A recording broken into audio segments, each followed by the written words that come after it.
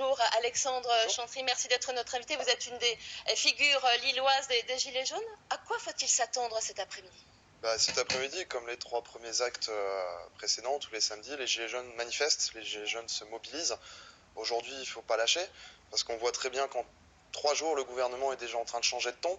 Donc continuons amplifiant le mouvement, massifions, parce qu'à un moment donné, il va être obligé de plier le gouvernement. Vous attendez plus de monde, il y avait environ 800 000 personnes la semaine dernière, un peu plus. Vous attendez une plus forte mobilisation cet après-midi? Au niveau national, je pense que À ça Lille, va continuer. À Lille, j'espère que ce sera encore plus fort que la semaine dernière. On était plus de 2000 dans les rues.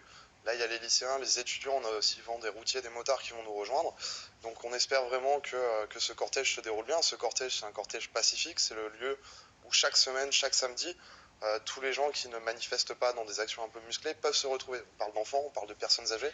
Il faut créer un espace pour ces gens pour qu'ils puissent revendiquer. Les lycéens, justement, qu'on a aperçus dans les rues hier, des jeunes de 16 ou 17 ans, les Gilets jaunes, ce n'est pas leur combat. Vous leur dites quoi? D'être présents cet après-midi? Je leur appelle à être présents et tout le monde en fait.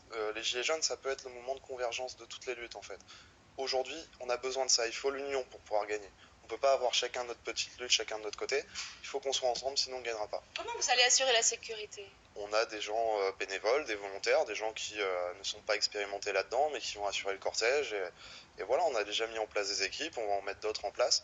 Le but vraiment de ce cortège, c'est d'être pacifique et de pouvoir défiler dans les rues en revendiquant, mais en permettant aux gens qui ont un peu peur des actions violentes d'être présents et de montrer leur soutien. Vous avez obtenu certaines avancées cette semaine. Vous attendez bien sûr la prise de parole du chef de l'État en début de semaine prochaine.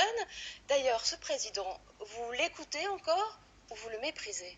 Je pense qu'on en est passé au stade où aujourd'hui, lui, il a méprisé tout le monde depuis 18 mois qu'il est président, puis même avant qu'il était ministre de l'économie. Moi, je me souviens très bien du moment où il dit à quelqu'un, t'as qu'à aller bosser pour te payer un costard, à un ouvrier qui dit ça. Euh, Emmanuel Macron nous a méprisés depuis des mois, des années. À un moment donné, il reprend le revers de la médaille.